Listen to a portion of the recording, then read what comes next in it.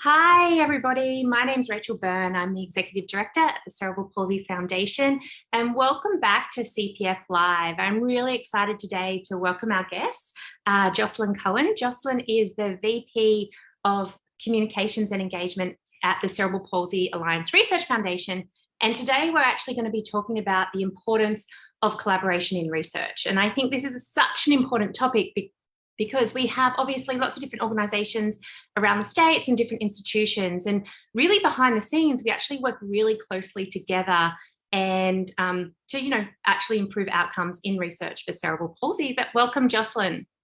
Thank you so much, Rachel, for having me. I'm really excited to have this conversation, and thank you for the kind introduction. You know, the CP community is small, but we're mighty and powerful, and it's always exciting to work with you.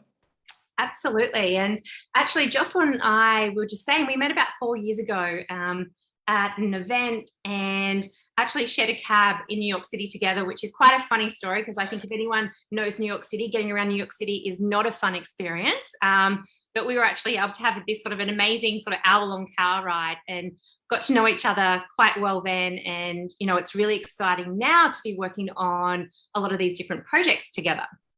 Yeah, like you said, it's a small world, and also just sharing a cab with someone is serendipitous. And what Rachel left out is she actually helped me through some snow and ice. So anyone else who has CP like me knows how treacherous that can be, and I always appreciate that.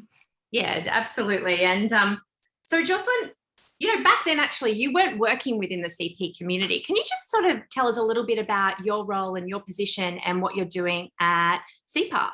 Sure. So I've been at CPARF for a bit more than 2.5 years. As you mentioned, I'm the VP of Communications and Engagement. So working with all different facets of the CP community. You know, if you say to someone with CP community, they think it means them. And the parents are also a CP community, and the researchers are also a CP community. So bringing together every aspect, every person who has an interest in CP is a huge part of my role. And at CPARF, we fund the best US-based researchers to change what's possible for cerebral palsy. And we're the foremost organization in the world that solely focuses on CP research. So it's exciting to share a little bit of what we're doing and hear about what you're doing in that realm as well.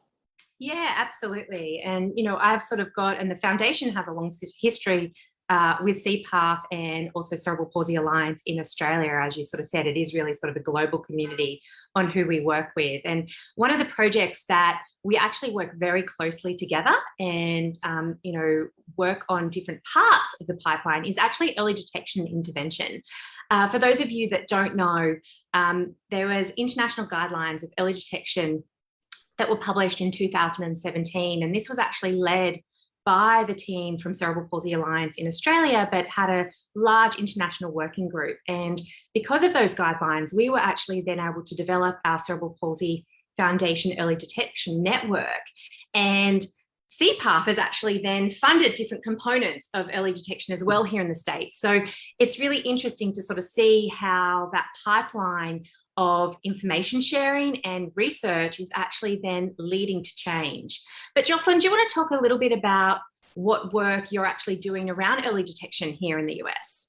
Sure. So one of the things, as you mentioned, we're kind of working on different parts of the pipeline, and Cerebral Palsy Alliance and Cerebral Palsy Alliance Research Foundation worked to fund the general movements assessment, which can diagnose CP as early as 12 weeks. And just as a side note, I was diagnosed what I thought was early at 8 months several decades ago, and I have since learned that is somewhat late. So the earlier we can detect and the earlier we can intervene, the better the outcomes for everyone with CP. And one of the really exciting research projects that we're funding right now is it's near infrared spectroscopy, and it is a project by Dr. Zach Vasulis at Washington University in St. Louis, and it is a way with a sticker on a baby in the NICU's scalp to measure brain oxygen levels in the first 72 hours of life. And this is a huge advance over prior detection methods, which were things like pulse oximetry, and maybe it was taken once a day several decades ago. Having the constant monitoring of it can have doctors be right on top of a situation. If blood oxygenation levels do fall, they can intervene immediately. And it is progressing to the next stage of its research and working with 6 different centers around the world. So the idea that it's non-invasive, you don't have to prick a child for blood or anything like that, and the fact that it's something really easy to see is very exciting for us and for the CP community at large too. Yeah, absolutely. You talked about sort of this magic age around diagnosis, and really the age of diagnosis in the US is still around the age of 2. And we know that now, realistically, that should be around 3 to 6 months. Because of the guidelines across our network, we were able to reduce it to under 9 months now, which is sort of really quite an impressive change. But as you said, we need to keep working on these other modalities. So for example, if we're able to give diagnoses at 8 weeks, 12 weeks, the younger underneath 3 months, it means interventions can start. And I think that's really the exciting piece when we're thinking about what's next in the CP space around early detection intervention. It's actually these specific interventions that can happen. And, obviously our orgs will be working sort of tirelessly to sort of make that happen. And guidelines actually were just published 2 months ago around early intervention and what's happening in the world. So, watch this space, because I really think there's going to be a lot of exciting interventions being offered quite soon. Yes, just to piggyback on the general point of early diagnosis, when I spoke with Iona Novak, who we both know very well, and she's a legend in the CP research community, and I said, I was diagnosed early. I was diagnosed at 8 months old, and she said, if you had a stroke, would you wait 8 months to treat a stroke? Exactly. I said, absolutely not. I wouldn't wait any amount of time. So it sort of underscored for me and repositioned the way that I think about what early diagnosis is and what early intervention is. And I think that's a great way to help people wrap their heads around it too. Yeah, 100%. And I think, a lot of questions that we get asked though is, well, early detection, early intervention is great, but what about the rest of us? What about what's happening with the lifespan? And obviously, it's really important to all of us to make sure that we are offering different components across the lifespan and what that looks like. And Jocelyn, I know you're sort of funding some other exciting things that are happening. Do you want to talk about some of the other studies that you're currently funding? Sure. So one of the things that we're currently funding is a chronic pain study that's looking into the different ways that people with CP experience chronic pain. 75% of the around 18 million of us that have CP experience chronic pain. I do as well.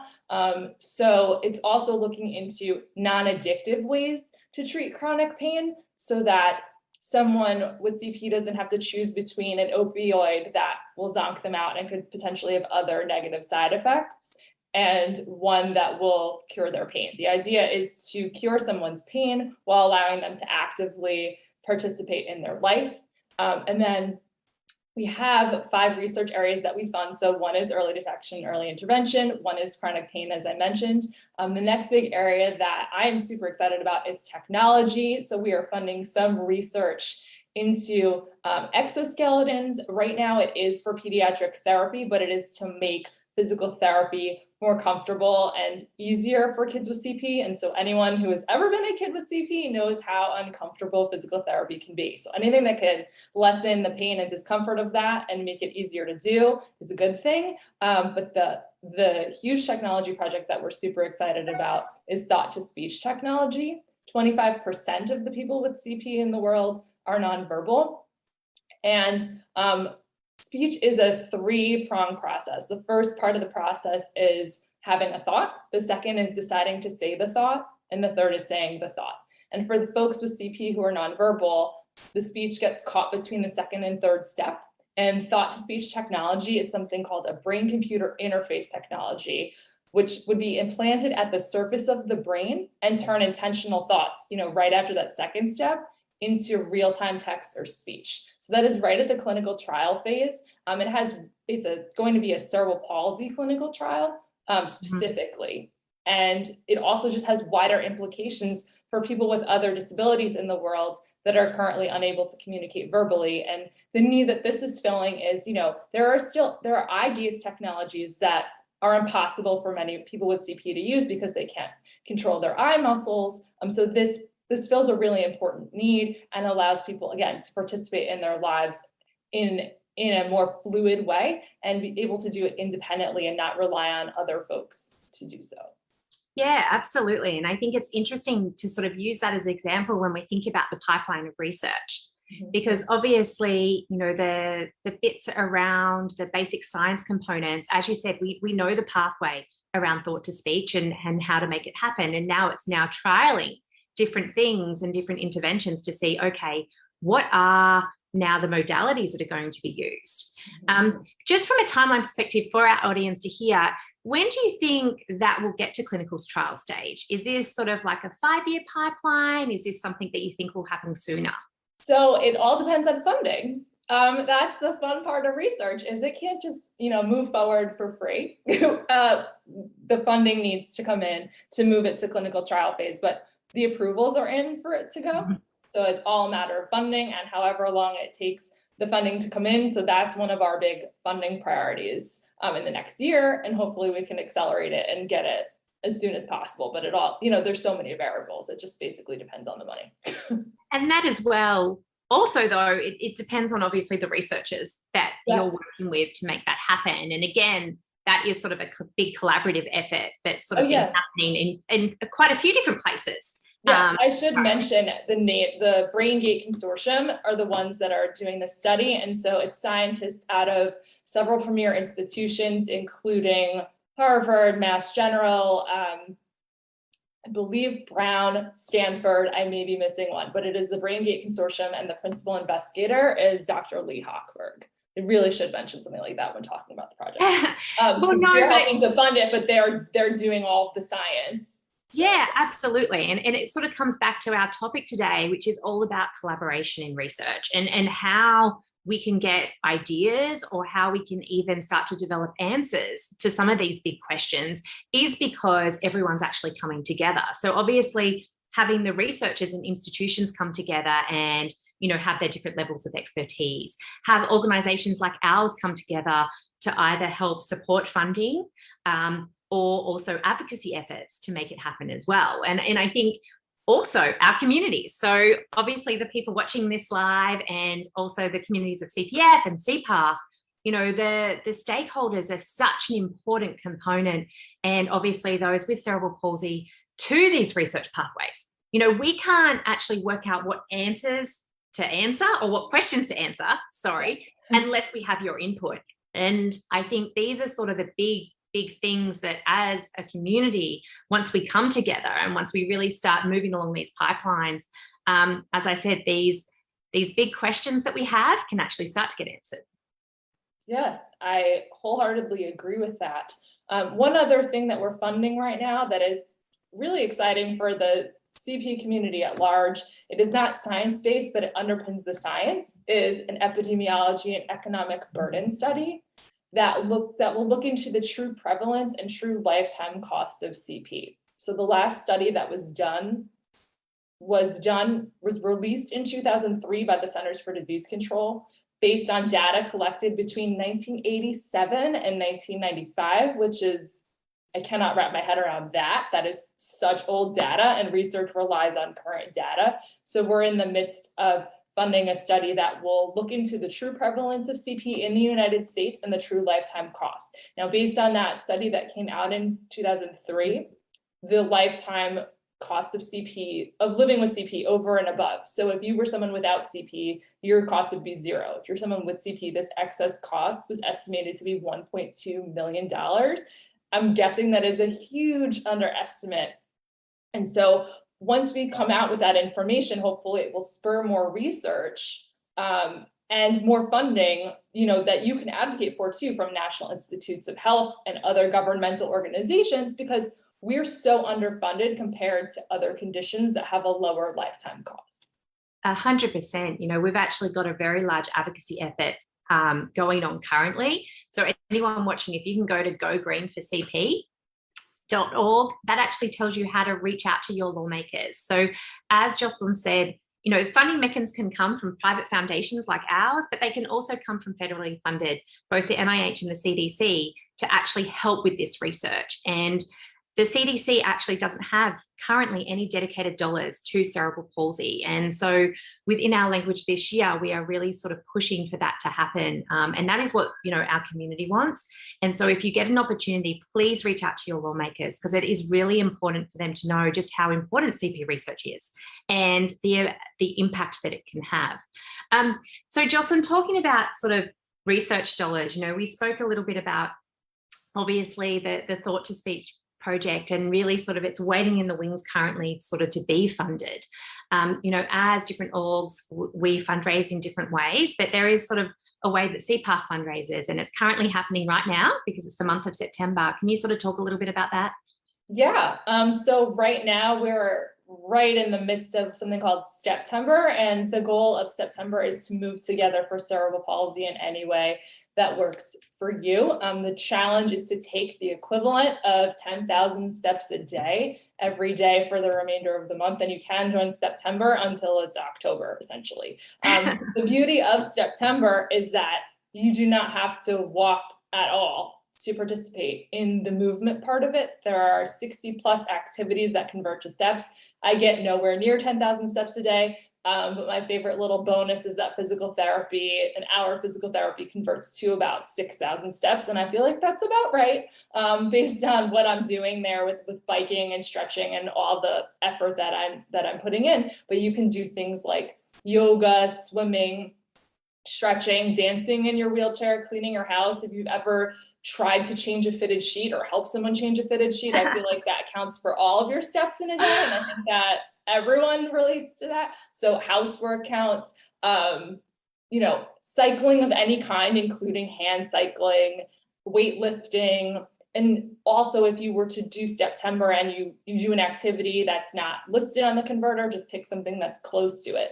The thing that I love is that it is inclusive in that way. And the other piece of it is, doing the activity and getting moving does make you feel better. Even if you're just moving a hand or a finger, you're moving a little bit more than you were moving, the day before. And then on top of that, we challenge people to share what they're doing during September to raise funds for CP research. I have not checked this morning, but I think we were at $1.16 or $1.17 million raised so far. And we want to raise as much as possible so that we can expand the number of projects and the kind of projects that we fund at CPARF.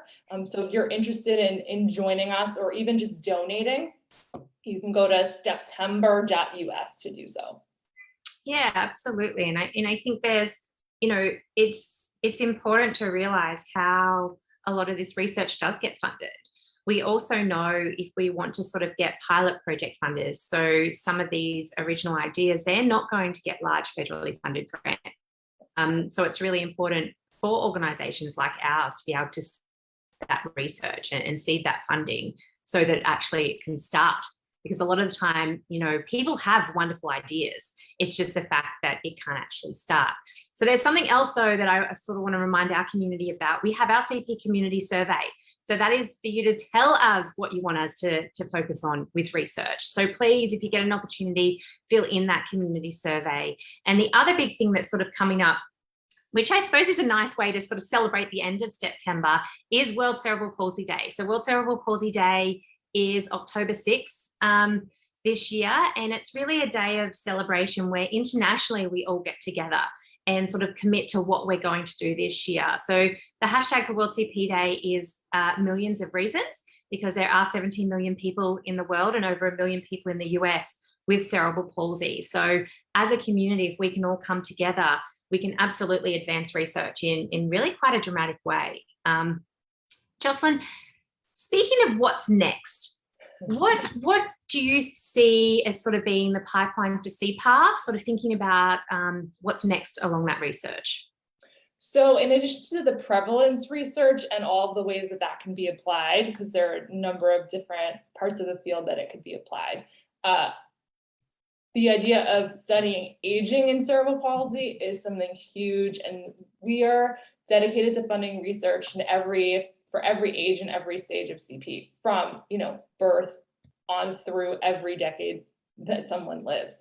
And for me, as someone with CP, I started experiencing quote unquote aging at around 30 and thought it was some other condition. And my doctor said, but CP, that's age. And that was a really unwelcome surprise. So in ways that we can figure out how to maybe potentially prevent premature aging or prevent some of the conditions that co-occur with aging in CP, like arthritis, things like that. And also looking into research of various conditions that might be more likely to occur in people with CP as we age. But when we say age, maybe it's a little bit younger. It's things that people haven't necessarily paid a ton of attention to up until this point, and it's necessary because, you know, a child with CP turns into an adult with CP and has to deal with a world that's not built for them and a world that doesn't know as much information as it should. So as much as we can uncover about aging and CP and getting that information out into the community and the world, then I will feel like we accomplished something huge. And it's a big undertaking. There are so many different angles to come from. I know it's something that your organization is also interested in as well. Yeah, definitely. And I think as orgs actually coming together. So sort of, for example, Pain in CP, we actually came together now, I think it must be 5 years ago. Both our organizations and the American Academy of Cerebral Palsy and Developmental Medicine to really start developing that research agenda. And now it's wonderful to see how that has progressed. So I think, you know, completely agree with you when it comes to aging and CP.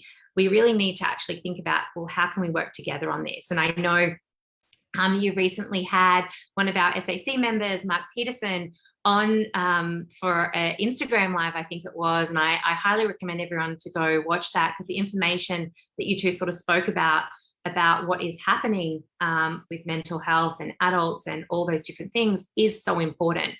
And absolutely something, hopefully, that we'll be able to collaborate on and create a network on to start solving some of these problems. Absolutely. It is up on YouTube, or will be up on YouTube once you sign off from this Facebook Live, and we're also posting it on our socials. It was a huge Q&A. He has answered a ton of different questions. I learn something every time I speak with him. I count myself lucky as having connected with him after an AACPDM conference a few years ago.